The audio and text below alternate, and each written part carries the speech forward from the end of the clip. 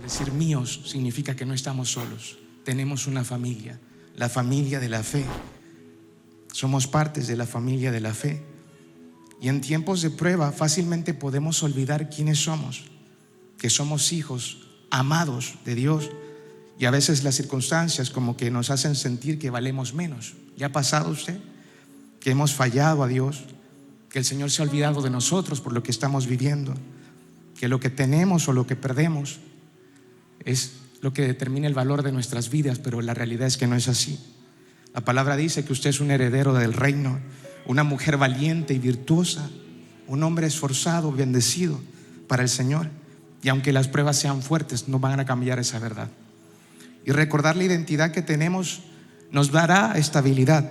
Quien sabe quién es en Cristo no se rinde a la crisis.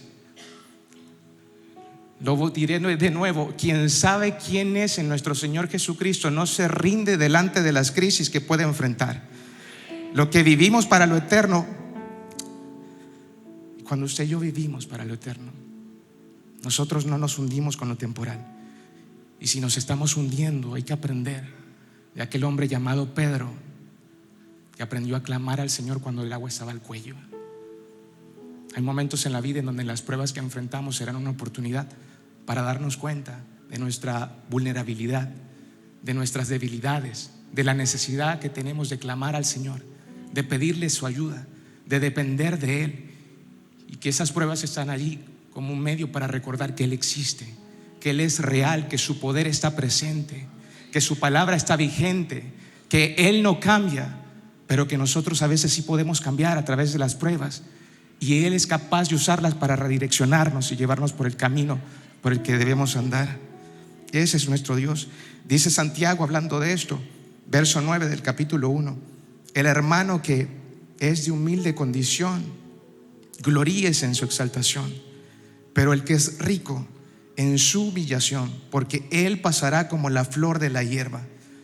Lo que está diciendo Santiago acá es que tanto el que tiene poco como el que tiene mucho debe recordar que su verdadera riqueza está en Cristo.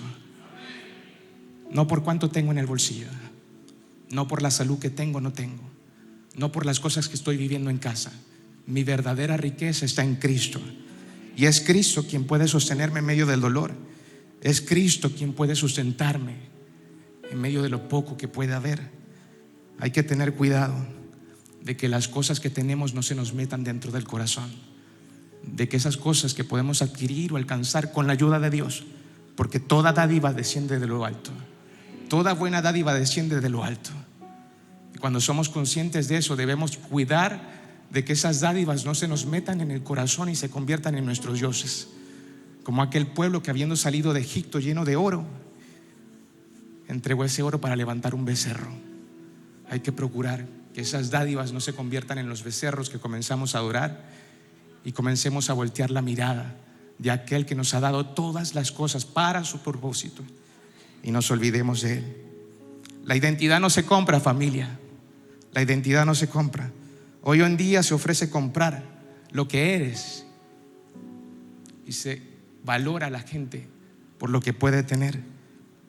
Pero delante del Señor no es así. Delante del Señor tú eres lo que Él dice que eres. Tú vales lo que Él dice que vales. ¿Quieres saber cuánto? Mira la cruz. Cristo pagó con su sangre por ti. Eso vales para Dios. Eso vales para Dios. Eso vales para Dios.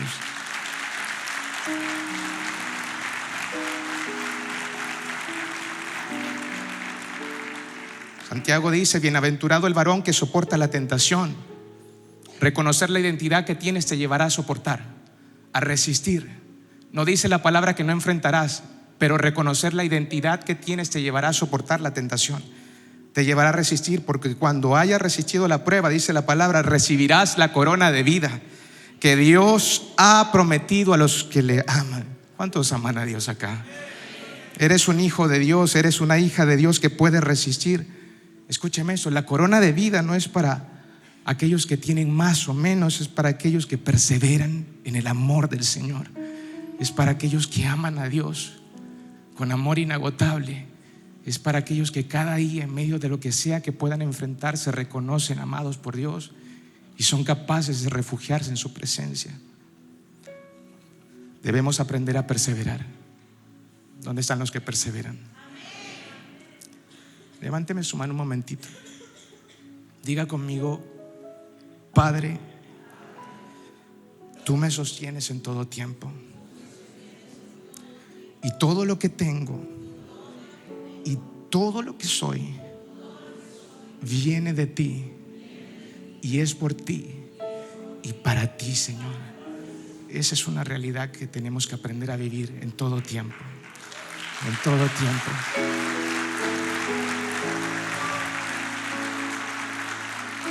Número 2. Santiago nos enseña que debemos aprender a desarrollar una actitud que agrada a Dios. En este caso, él dice: tened por sumo gozo. Hay que aprender a vivir con gozo a pesar de lo que enfrentamos. Tened por sumo gozo cuando os halléis en diversas pruebas. La primera reacción natural que usted y yo podemos tener ante las pruebas suele ser tristeza, suele ser queja, suele ser crítica, ansiedad o depresión. Yo también he estado allí y no le juzgo por eso, pero el Señor nos llama a tener gozo, no porque las pruebas sean agradables, sino porque su voluntad es buena, agradable y perfecta, porque a través de las pruebas hay un propósito mayor que lo que estamos viendo enfrente de nuestros ojos, porque Dios no ha dejado de ser soberano, porque Dios nunca ha perdido el control de nada, porque Dios es fiel, porque Dios no falla. Él no pierde el control porque nosotros no sepamos qué vamos a hacer mañana. Dios no ha perdido el control porque no sepas qué vas a hacer. Él no ha perdido el control y nunca lo perderá. Gozo es la certeza de que Dios está presente en medio de las frustraciones, de las ansiedades, de los temores, de las pruebas de la vida. Y es entender que en su presencia hay plenitud, plenitud de gozo. Una plenitud que no podrás encontrar en el ser humano. Una plenitud que no se consigue recibiendo todo lo que queremos. Una plenitud que solo puede venir de Él, porque Él es el único que lo llena todo. Él es el único que lo llena todo. Por esa razón, un hombre llamado Habacuc era capaz de decir: aunque la higuera no florezca, Señor, con todo lo que pueda estar viviendo, con todo lo que pueda estar enfrentando, con todo lo que pueda estar ocurriendo a mi alrededor, con todo, yo me alegraré en el Señor. Es una determinación que usted y yo tendremos que tener en la medida en la que tengamos nuestra mirada puesta en el propósito de Dios, que reconozcamos cuál es nuestra identidad y cuál es el lugar del que no nos debemos de salir: la presencia de Dios. Debemos aprender a ver las pruebas entonces como una oportunidad para crecer en el fruto del Espíritu Santo, para crecer a la imagen de Cristo, para ser moldeados, para entender que el alfarero no ha terminado con ese vaso de barro, y aunque quizás este vaso se rompa, Él tiene autoridad y poder para moldearlo. Él tiene autoridad y poder para darle la forma que fuimos creados para tener. Debemos aprender a ver las pruebas como una oportunidad para crecer. Eso honra a Dios más que quejarnos y resistirlas. Pudiésemos intentar resistirlas, pudiésemos evitar la corrección, pudiésemos evitar enfrentarlas, pero cuando usted y yo aprendemos a enfrentar las pruebas con la actitud correcta, estamos honrando a nuestro Señor. El gozo no niega el dolor, ¿sabe? El gozo no niega el dolor. Dios no invalida el dolor que usted y yo podemos sentir en medio de las pruebas que enfrentamos, y nosotros tampoco debemos invalidarlo. Hay quienes dentro de casa comienzan a invalidar: bueno, eso no es nada. O hermanos que pudiesen invalidar el dolor del otro. No es lo que hace el Señor. El Señor no invalida el dolor que podemos sentir. El gozo no niega el dolor, pero usted y yo sí podemos elegir el gozo. Usted y yo sí podemos reconocer el gozo y la presencia de Dios en medio de las pruebas. Usted y yo sí podemos decir: el Señor sigue siendo digno de confianza a pesar de lo que vivo. El Señor sigue siendo fiel a pesar de lo que vivo. Hubiese yo desmayado si no creyese que veré la bondad del Señor en la tierra de los vivientes, porque Dios sigue siendo bueno. Dios sigue siendo bueno a pesar de que los días sean malos. Dios sigue siendo bueno a pesar de que no tenga el resultado que quiero cuando quiero. Dios sigue siendo bueno y no deja de ser bueno a pesar de lo que vivo. Dios sigue siendo bueno y Dios sigue y seguirá siendo digno de confianza. Número 3, Santiago nos enseña que hay que aprender a reconocer el propósito de las pruebas. Una cosa es enfrentar una prueba, una tentación. Otra cosa es reconocer la necesidad que tenemos en medio de esas pruebas y tentaciones. Decíamos el jueves pasado que un plato de comida fue todo lo que bastó para que Esaú vendiera su primogenitura, para que la entregara, para que la intercambiara. ¿Cómo vas a cambiar la bendición de Dios por un placer temporal? ¿Cómo es posible que puedas cambiar la presencia de Dios, la bendición, la guía, el propósito, la paz, la esperanza de Dios por un plato de lentejas? Hay que aprender a reconocer el propósito de las pruebas. Dice Santiago, capítulo 1, verso 3: sabiendo que la prueba de vuestra fe produce paciencia. La prueba te está moldeando. La prueba está produciendo un fruto dentro de ti. La prueba te está llevando a cumplir el propósito, a ser formado a la imagen de Dios, a que el Hijo se vea a través de ti, en tu carácter, en cómo habla, en cómo reaccionas, en cómo enfrentas, en cómo respondes. Por eso está allí esa prueba. La palabra dice que esa prueba nos llevará a ser completos, perfectos, cabales, sin que os falte cosa alguna. Alguna vez en la vida leí que el Señor no desperdicia ninguna lágrima y que cada lágrima que nosotros botamos por causa de las pruebas está formando nuestro carácter. Y sabe que yo en su momento no lo entendía, pero hoy miro hacia atrás y le digo: gracias, Señor. Gracias porque cómo me costó sacar el resentimiento del corazón. Gracias porque cómo me costó decir sí a predicar tu palabra. Gracias porque cómo me costó quebrantarme dentro de ti, negarme a mí mismo. Cómo me costó renunciar a tantas cosas que desplazaban tu presencia porque se me habían metido otras en el corazón. Pero hoy tengo esperanza y tengo paz. De manera que a nuestras hijas le pusimos esos nombres: esperanza y paz. Por eso se llaman así. La esperanza es como un ancla que te permite mantenerte firme a pesar de las tormentas que puedas enfrentar, sabiendo que podemos confiar en que Dios no va a fallar. Escúcheme, familia, la esperanza es un ancla que te mantiene firme a pesar de lo que enfrentas, sabiendo que el Señor no va a fallar, que su palabra permanece y que su palabra está viva, y que tenemos que aprender a caminar en esa esperanza y en esa palabra. Tenemos que aprender a discernir cuál es el propósito de Dios en medio de las pruebas. Lo que hoy te duele, mañana te va a perfeccionar. Lo que hoy te duele, mañana te va a perfeccionar, y hoy lo está haciendo. Y présteme atención, porque orando al Señor podía ver esto. ¿Me está prestando atención? ¿Cuántos dedos hay acá? A ver. Ya, bien, muy bien. Hay pruebas que nosotros podemos enfrentar que no necesariamente el Señor quiso que las viviésemos. Hay pruebas y frustraciones, ansiedades y depresiones que nosotros quizás vivimos que no necesariamente el Señor en su voluntad quiso que las viviésemos. Porque hay pruebas que son consecuencias de nuestras decisiones. Como diría mi abuelita: mi hijo, no hay que ser masoquista en la vida. No hay que ser masoquista. Hay pruebas y dolores que se pueden evitar. Hay pruebas y dolores que se pueden evitar en la vida. Hay sufrimientos que son consecuencias de malas decisiones que hemos tomado, de decisiones imprudentes que no hemos pensado para preguntarle a Dios: ¿qué piensas tú? En las que no hemos buscado un consejo y simplemente nos movimos porque nos sentíamos felices, o porque quizás nos generaba placer, o porque tal vez no sabíamos qué hacer y reaccionamos de repente y no consideramos al Señor. Pero el Señor, a pesar de que estemos hoy en una prueba como esas, nos llama a aprender de eso para no repetirlas. Nos llama a aprender para no repetirlas, para no vivir una y otra vez las consecuencias de las malas decisiones que tomamos. Mire lo que dice Gálatas 6, verso 7. Dice esto: no os engañéis, Dios no puede ser burlado. Pues todo lo que el hombre sembrare, eso también segará. Nosotros cosechamos lo que sembramos.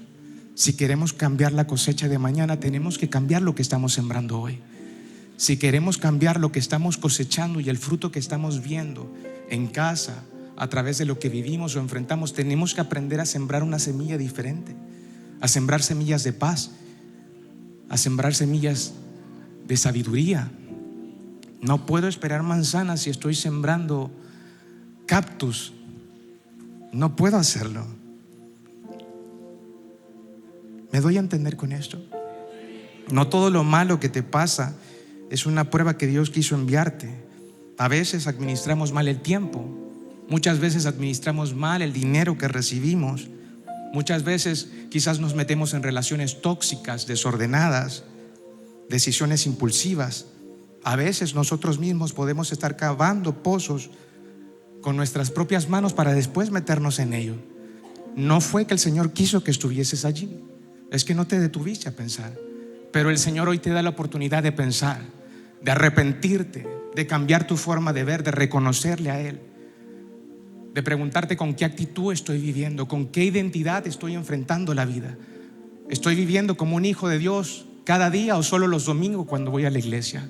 ¿Estoy reconociendo el señorío de mi Padre en medio de las decisiones que tomo o estoy viviendo de forma independiente?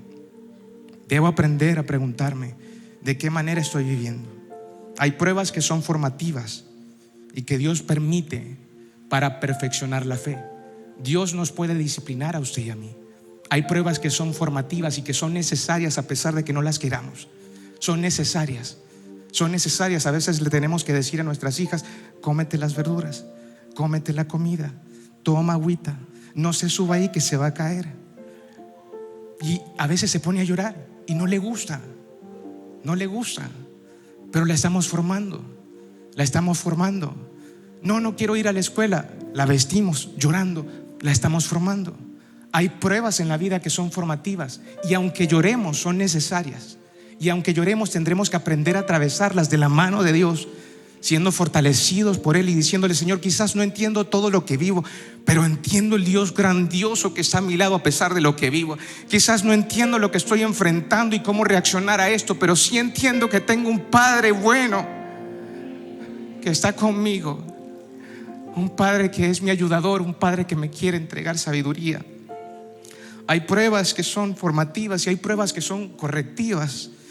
Pruebas que son el resultado de las decisiones que tomamos, como el hijo pródigo. Padre, dame la parte de los bienes que me corresponde ahora. Un corazón impaciente que quiere todo para allá y después de haberlo recibido se aparta de su padre. Un corazón que no piensa qué voy a hacer con lo que el Señor me ha dado y para qué me lo ha dado, sino que se va.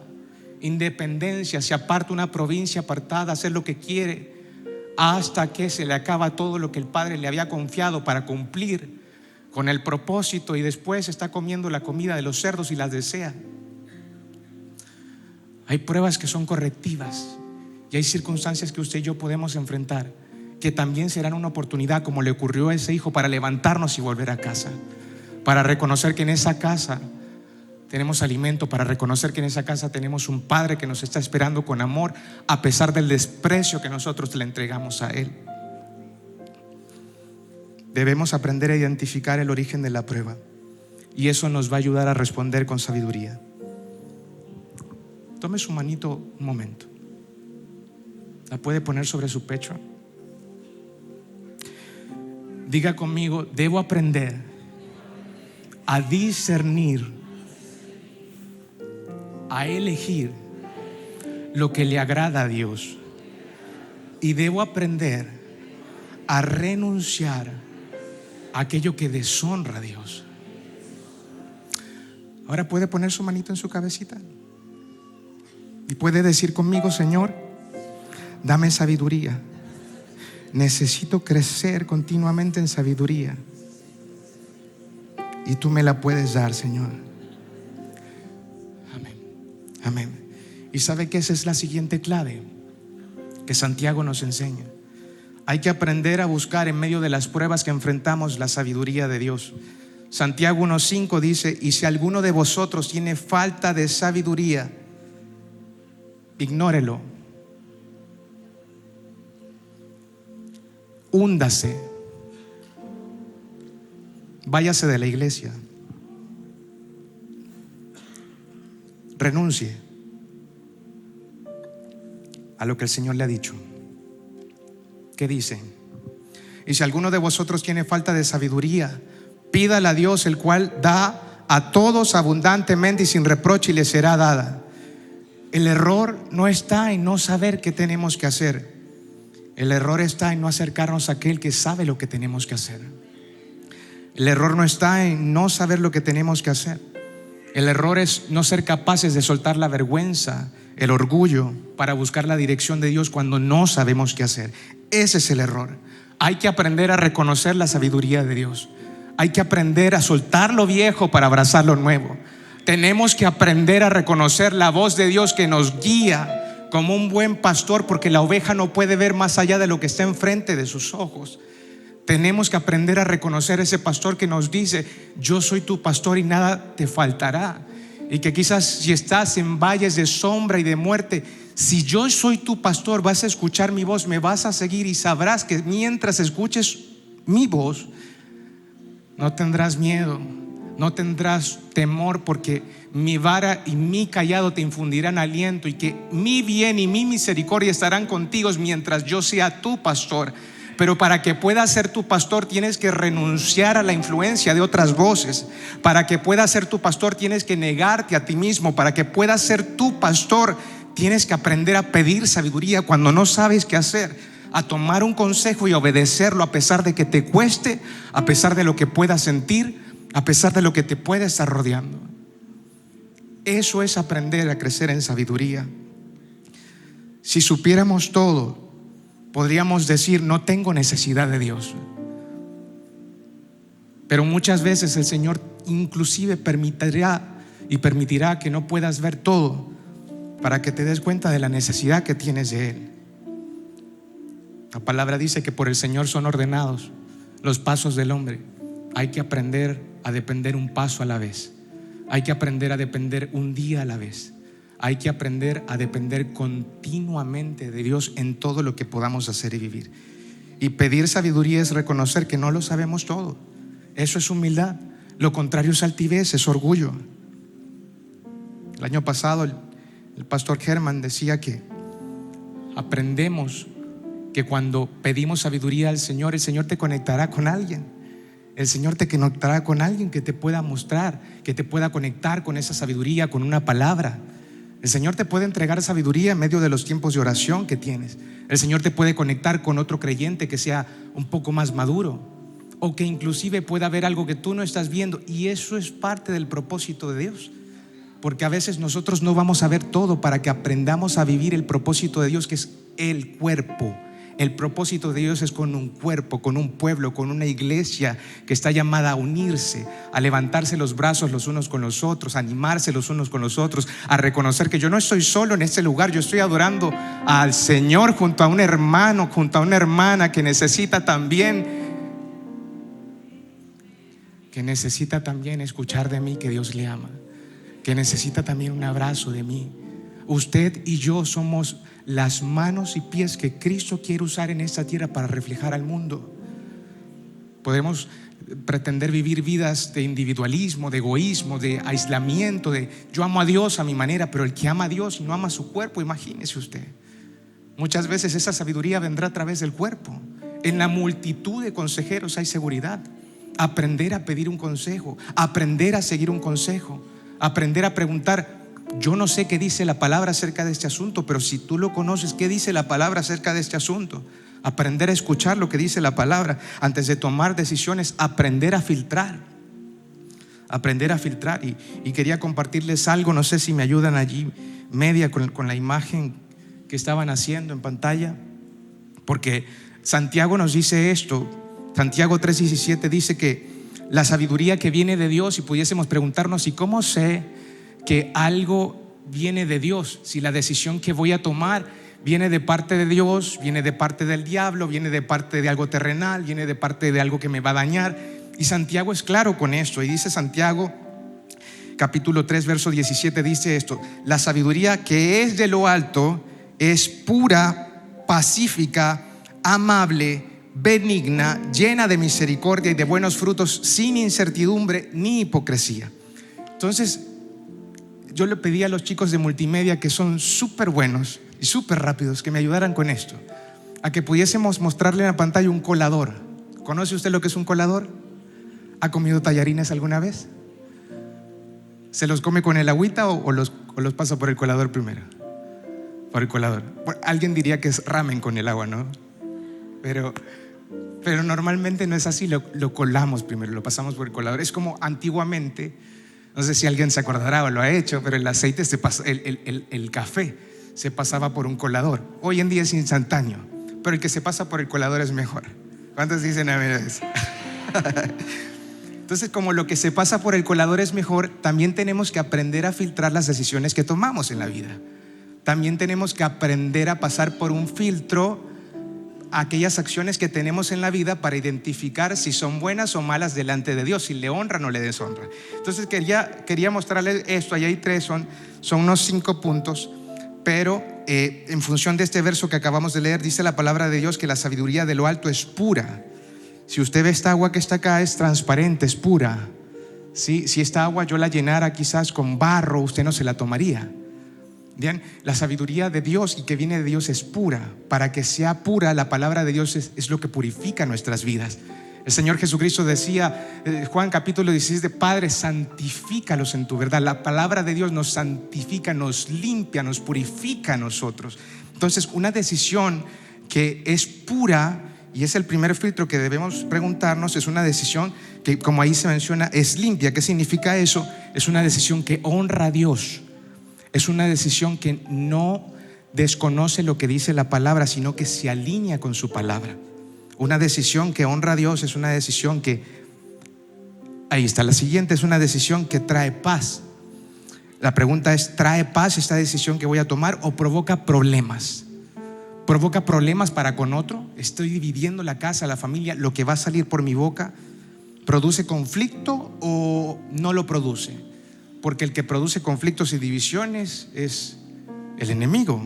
Entonces pudiésemos nosotros estar tomando decisiones que parecieran ser buenas porque persiguen un beneficio personal, pero que terminan dañando a la gente. Entonces no puedo decir que esa sabiduría con la que estoy tomando esa decisión viene del cielo. Santiago dice que esa sabiduría es terrenal, animal y diabólica. Porque lo terrenal te lleva a dividir, te lleva a destruir. Pero cuando pones tu mirada en el cielo, las cosas se unen. También dice Santiago que esa sabiduría debe reflejar el carácter de Cristo.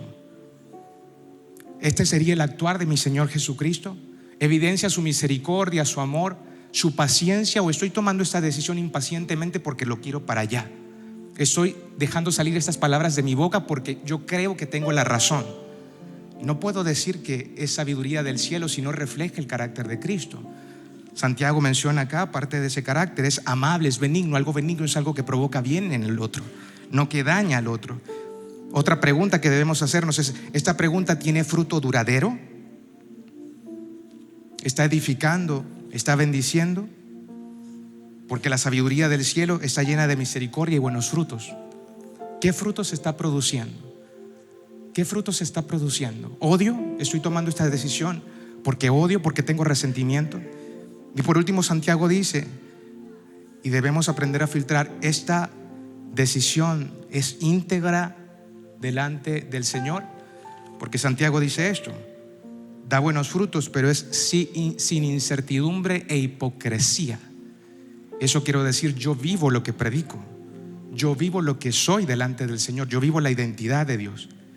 Traía algunos ejemplos. Por ejemplo, una pregunta que podemos hacernos: ¿debo publicar o responder eso en redes sociales? Pasémosla por el filtro. Si falla en alguno, la respuesta va a ser no. Filtro número 1, ¿es limpia? ¿Esto que voy a publicar en la red social honra a Dios? ¿Está alineado con su palabra o le lleva a la contraria? Si no pasa el primer filtro, ya el resto no tengo que responderlo. Pero si llegase a pasar el primer filtro, la segunda pregunta es, ¿esto va a traer paz o problemas? Hay quienes intentan discutir temas doctrinales, por ejemplo, a través de redes sociales, y dicen, bueno, esto honra a Dios porque está en su palabra, pero la motivación y la manera es para provocar división. Entonces la pregunta es, ¿eso trae paz o trae conflicto? Si la respuesta es no, ¿qué voy a hacer con eso que voy a compartir? Otra pregunta, ¿va tomando el consejo? ¿Debo iniciar esta relación sentimental? Pasémosla por el filtro. Pregunta número 1, ¿esta decisión es limpia? Es decir, ¿honra a Dios? ¿Está alineada con su palabra? Bueno, la pregunta que debemos hacernos es, ok, la palabra dice, no me debo unir a yugo desigual. ¿Anhela lo mismo que anhelo? ¿Ama al Señor? ¿Sirve al Señor? ¿Quiere buscar al Señor conmigo? ¿O me dice, no quiero que vayas a la iglesia? Si pasa el filtro número 1, vayamos al 2. Si pasa el 2, vayamos al 3. El 3 es, refleja el carácter de Cristo. Hay quien pudiese tener una relación con alguien que ama al Señor, con alguien con quien está unido, pero está viviendo relaciones extramatrimoniales. La pregunta es, ¿refleja el carácter de Cristo? Entonces, si en alguna falla, bueno, cada uno juzgue las decisiones que está tomando. Otra pregunta, quiero hablar de alguien que no está presente. Primera pregunta, ¿va a honrar a Dios lo que voy a decir de esa persona?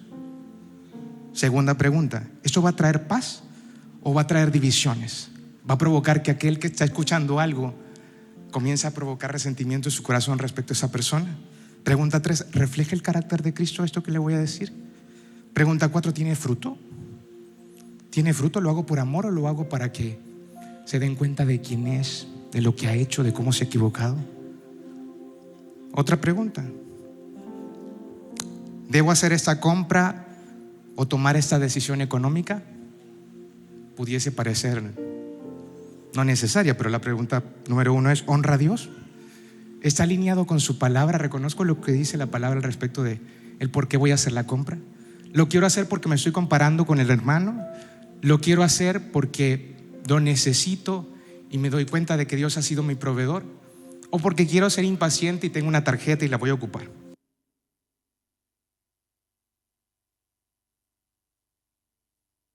¿Conflictos en mi matrimonio? ¿Está de acuerdo mi cónyuge? Es un filtro. ¿Refleja el carácter de Cristo? ¿Por qué lo voy a hacer? ¿Qué me motiva? ¿Cuál es el fruto? La pregunta 4. ¿Qué me motiva? ¿La envidia? ¿La codicia? ¿La avaricia? ¿Me motiva el amor? ¿Se da cuenta? Podemos aprender a decidir bien. Podemos aprender a enfrentar las pruebas de la vida con sabiduría.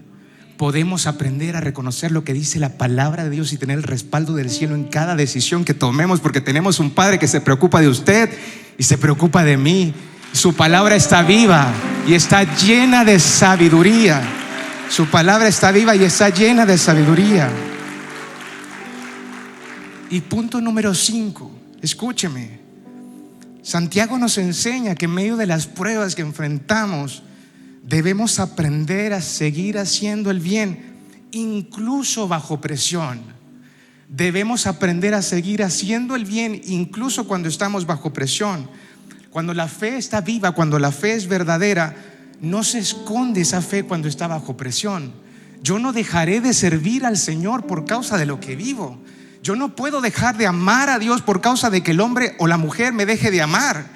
Yo no puedo. ¿Cómo puedo dejar de amar a alguien que no puso condiciones para amarme? ¿Cómo puedo dejar de amar a aquel que me amó de tal manera que se acercó para despojarse siendo Dios, tomar forma de hombre y morir por mí en una cruz? ¿Cómo puedo yo dejar de amar a aquel que se ha acercado a mí para darme su favor? ¿Cómo puedo dejarle de amar, de buscar, de reconocer? ¿Cómo puedo dejar de congregarme por causa de que alguien en la congregación se equivocó? ¿Cómo puedo mirar a Dios y acusarlo por los errores que comete el hombre? ¿Cómo puedo hacer eso? Aún en medio de las pruebas y dificultades o injusticias que usted y yo podamos vivir, Dios nos llama a seguir haciendo el bien, a seguir sirviendo, a vivir una fe que está activa, que es compasiva, que es práctica, la fe está viva. Dice la palabra de Dios que la fe sin obras es muerta, pero las obras que vivimos y que hacemos demuestran la confianza que tenemos en el Señor, demuestran la sabiduría que tenemos, demuestra lo que entendemos, aquello de lo que nos hemos llenado. Mire lo que dice Romanos capítulo 6 verso 22, dice esto, dice: mas ahora, ayuda media, más ahora que habéis sido libertados del pecado. Usted y yo ya fuimos libertados del pecado. Creer en nuestro Señor Jesucristo nos lleva a vivir como libres en esta vida, no como esclavos. Yo soy libre en Cristo. ¿Puede decirle usted: yo soy libre en Cristo? Y abra los brazos así, diga: yo soy libre en Cristo. Yo soy libre por la sangre de Cristo del poder de pecado en mi vida. Si quizás estoy enfrentando un pecado, en el nombre de Jesús dejaré de poner excusas a las tentaciones que enfrento y comenzaré a obedecer. Y comenzaré a obedecer porque reconozco que soy libre de la autoridad del pecado en mi vida. Y dice la palabra que cuando somos libres del pecado, somos, ¿qué dice? Somos hechos siervos de Dios. El Señor nos libra del pecado para que le sirvamos a Él. Para que le sirvamos a Él, quien reconoce la libertad que tiene en Cristo y aquel que le ha dado la libertad. ¿Cómo no honrarle? ¿Cómo no reconocerle? ¿Cómo no poner a su servicio todo lo que tengo, todo lo que soy, cada habilidad, cada talento, cada recurso, el tiempo que tengo? ¿Cómo no hacerlo si soy libre en Cristo? ¿Cómo no hacerlo si soy libre en Cristo? Pero mire lo que dice la palabra. Dice que tenemos un fruto llamado santificación. Eso significa que estamos siendo moldeados en medio de todo lo que vivimos, porque todas las cosas ayudan a bien a los que aman a Dios. Y esto es a los que conforme a su propósito. ¿Cuántos han sido llamados conforme al propósito de Dios? Y dice que esto es para ser formados a la imagen del Hijo. Yo responderé como hijo, yo viviré como el Hijo, yo pensaré como el Hijo, yo tomaré decisiones como el Hijo, porque soy libre en Cristo y mi vida le pertenece y le voy a servir, le voy a adorar, le voy a buscar. Y a pesar de que los tiempos sean contrarios, o que quizás la tormenta esté en su máxima expresión, yo reconozco que como un Pedro puedo decirle: Señor, aquí estoy, me estoy hundiendo, y puedo ver cómo su mano me levanta, me sostiene, me ayuda, me conforta, me consuela. Ese es su Señor, ese es mi Señor. Somos libres en Cristo. Somos libres. Mire, cuando usted y yo conocemos el resultado del partido, ayúdenme los adoradores, cuando usted y yo conocemos el resultado del partido, celebramos durante todo el partido. Cuando usted y yo conocemos el resultado del partido, celebramos. Aquellos discípulos se acercan al Señor para decirle: Señor, fuimos a donde usted nos dijo y sanamos a los enfermos y trajimos libertad. Y, Señor, predicamos su palabra, y el Señor sigue sanando enfermos. Sigue sanando enfermos, sigue trayendo libertad, nos sigue llamando a predicar, y ellos se alegran por eso. Pero la palabra dice, el Señor Jesús le dice: ¿saben qué? Qué bueno, pero no se alegren por eso. Tienen mi respaldo, mi poder. Si lo hicieron fue porque yo les di poder para hacerlo, y lo sigue haciendo hoy a través de usted y de mí. Pero les dice: pero alégrense por esto, porque sus nombres están escritos en el libro de la vida. Ustedes están en la eternidad, sus vidas me pertenecen, tienen salvación. Si se van a alegrar, alégrense, porque sus nombres están en el libro de la vida. Lo que enfrentas, aquello que te lleva a sufrir, aquello que te duele, no es tu final. Tu nombre está escrito en el libro de la vida. Tu nombre está escrito en el libro de la vida, y en ese lugar no habrá llanto, en ese lugar no habrá dolor, en ese lugar no habrá sufrimiento. El sufrimiento no es eterno. Primero, porque el Señor en esta tierra puede obrar, el Señor en esta tierra puede responder y tiene una autoridad sobre las enfermedades, sobre aquello que nos aflige, que nos daña. Pero ¿sabe qué?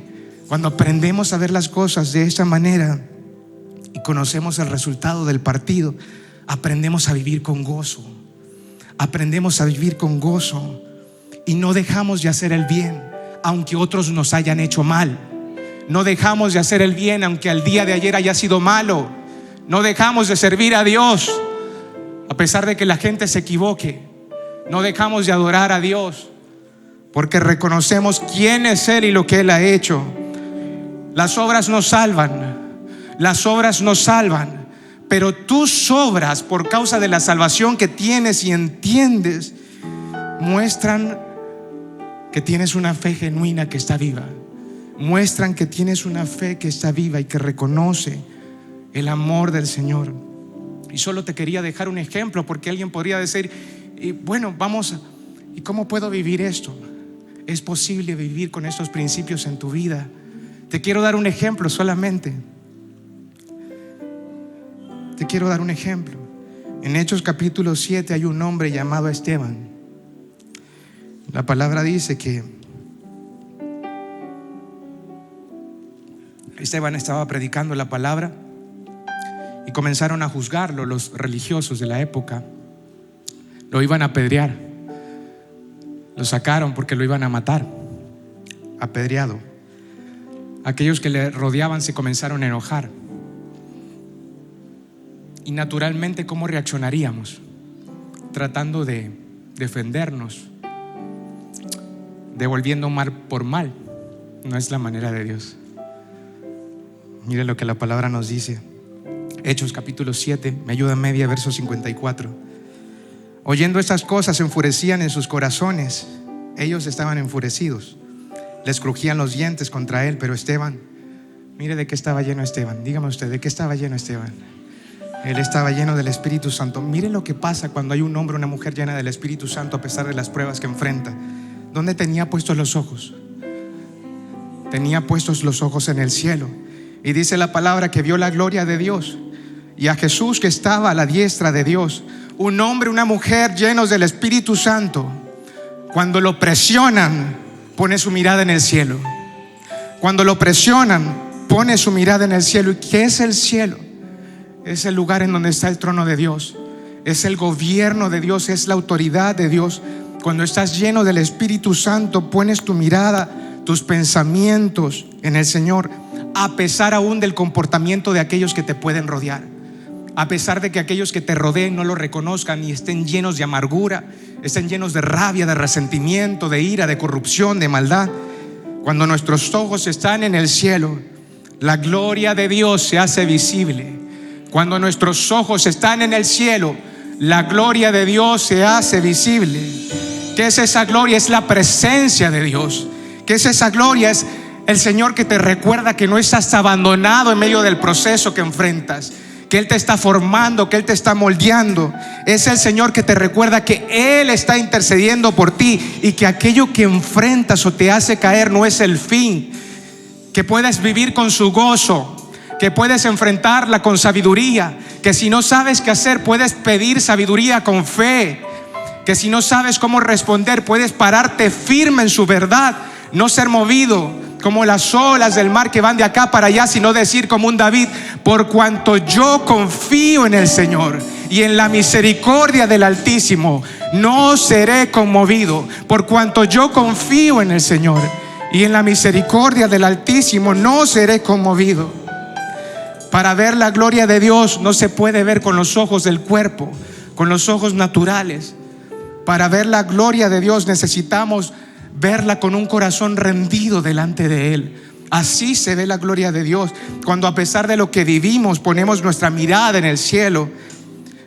Podremos ver más de lo que este mundo nos puede ofrecer, más que un placer temporal, más que aquello que quizás nos falte en ese día. No importa lo que este mundo te pueda haber quitado, familia, si el cielo te llena. No importa lo que este mundo te pueda haber quitado, si el cielo te llena. Quien vive lleno del Espíritu Santo ve lo que otros no pueden ver. Quien vive lleno del Espíritu Santo puede ver la gloria de Dios, aún en medio del dolor que puedes sentir, aún en medio de la tentación que te hace caer una y otra vez con lo mismo. Póngase de pie un momento.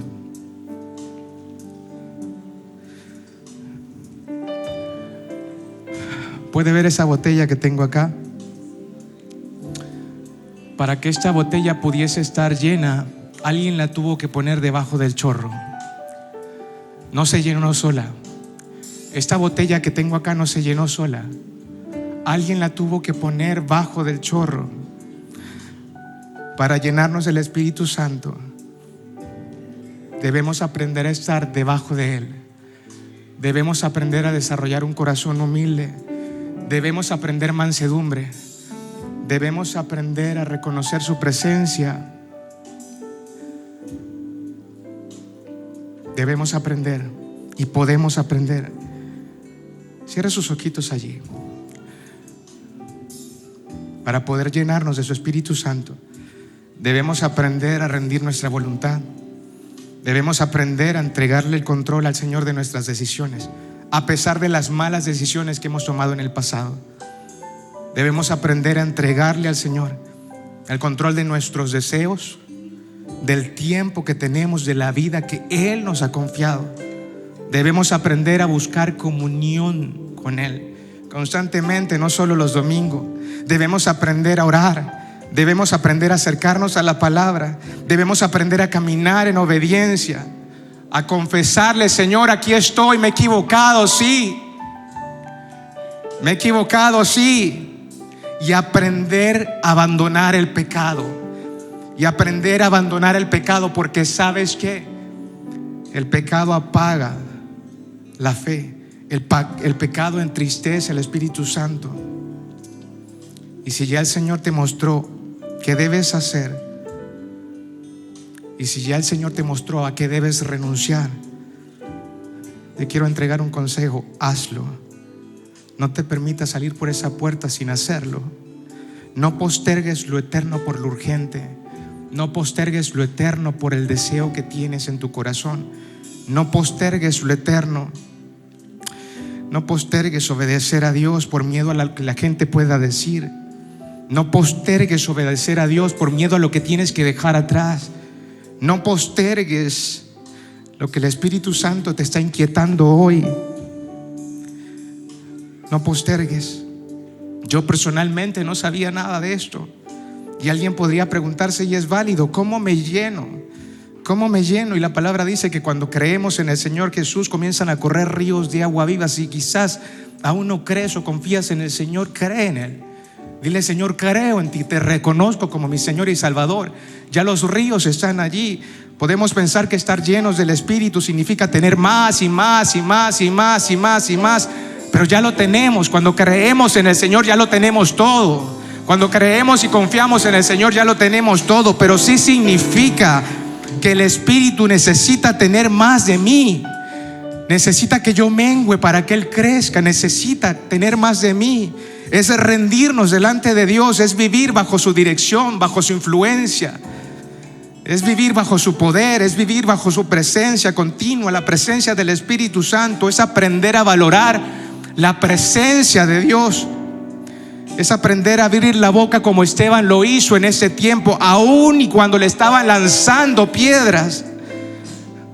Abrir tu boca para decir: quizás estoy enfrentando un momento oscuro, quizás enfrentaré momentos oscuros, o en el pasado lo hice, pero yo sé que esto puede ser una oportunidad para que el cielo se abra. Yo sé que esto puede ser una oportunidad para que la luz venga a mi casa. Yo sé que esto puede ser una oportunidad para que su palabra me guíe. Yo sé que esto puede ser una oportunidad para que la plenitud del Espíritu viva en mí. Y eso te abre como a Esteban los ojos al trono de Dios.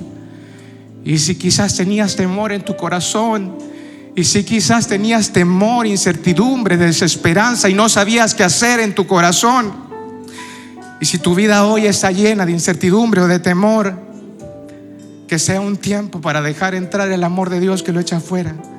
De ver cómo ese amor echa fuera del trono aquello que deshonra a Dios, aquello que le pertenece a Él, porque naciste para Él y por Él. El mundo te puede ofrecer placeres temporales. El mundo te puede ofrecer entretención, emociones pasajeras. Puedes pensar que el éxito es tener todo lo que quieres, pero el éxito es una persona. El éxito es una persona. El éxito es Cristo, la victoria es Cristo, el camino, la verdad y la vida. Solo Dios llena el alma del hombre. Solo Dios llena el alma del hombre. Solo Dios puede llenar un alma insatisfecha, insaciable, frustrada, cansada. Solo Dios puede llenar tu alma. Solo Dios puede hacerlo. Podemos tener éxito profesional, podemos tener el afecto de la gente, podemos tener abundancia material. Y escúcheme, qué bueno, dele la gloria a Dios por esas cosas. O si no la tiene, dele la gloria a Dios. Dele la gloria a Dios. Pero si tu alma está vacía de Dios, seguirás sediento. Si tu alma está vacía de Dios, seguirás sediento. Solo Él te llena, solo Él te llena, solo Él te llena con vida eterna, solo Él te llena con paz, solo Él te llena con propósito, solo Él te puede dar sabiduría, solo Él te puede mostrar la sabiduría que necesitas para responder de una manera diferente y salir de lo que vives, y aún en medio de lo que enfrentas, responder con honra, responder con fe, responder con confianza, responder con alabanza. El corazón del hombre fue diseñado por Dios, y solo Dios, y solo Dios, y solo Dios puede llenarlo, y solo Dios puede llenarlo, y solo Dios puede satisfacerlo, y solo Dios puede darte la plenitud que quizás te lleva a enfrentar las pruebas con frustración, con cansancio y sin saber qué hacer. Pero en Él y solo en Él te darás cuenta, Señor. Tú lo llenas, Señor. Tú lo llenas. Tú lo llenas. ¿Por qué no levantas tus manos al cielo? Vamos desde el principio, Alexis. Vamos desde el principio. Vamos a levantar las manos al cielo. Vamos a decirle al Señor así, con mis manos levantadas. Vamos. Levanta tus manos al cielo. La presencia del Señor está en ese lugar. No sé cómo viniste hoy, pero sé cómo te irás por esa puerta, lleno de la presencia de Dios. No sé cuáles son tus pruebas o tus tentaciones, pero sé cómo te vas a salir por esa puerta si rindes tu corazón al Señor. No sé cómo llegaste hoy, pero sé cómo vas a estar mañana en Cristo. No sé cómo llegaste hoy a ese lugar, pero sé cómo te irás si dispones tu corazón al Señor. No tiene que ver con tiempo, no tiene que ver con conocimiento, tiene que ver con presentarte delante de Dios con un corazón dispuesto y decirle así: Señor, quiero recibir de ti, Señor. De ti viene, levanta tu voz, iglesia. De ti viene esa fuerza, Señor, para vivir junto a ti, Señor. Llenas hoy mi corazón, Señor. Llenas hoy mi corazón con tu presencia. Gracias, Señor. Gracias, Señor. Llenas de